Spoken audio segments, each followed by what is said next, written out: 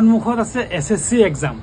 আপোনালোকে ভাবি আছে কেনেকৈ ষ্টাডি কৰিম, কি টপিকত ষ্টাডি কৰিম, কেনেকৈ ষ্টাডি কৰিম। যিখিনি কোচিং লৈছে এইখিনিতো বেলেগ কথা, যিখিনি কোচিং লোৱা নাই এইখিনি কৈছোঁ।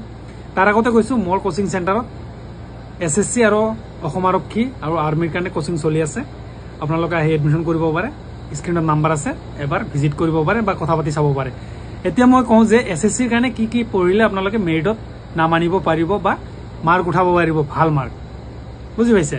4টা টপিকত আহে, জেনেৰেল নলেজ, মেথ, ৰিজনিং আৰু গ্ৰামাৰ। তাৰ ভিতৰত মই এটা টপিক কমকে চাব কম, কিয় এইটো টপিকত কৰ পৰা কুৱেশ্যন কাটে কোনো ক'ব নোৱাৰে। সেইটো হ'ল জেনেৰেল নলেজ, জিকে কৰ পৰা আহে কোনো ক'ব নোৱাৰিব।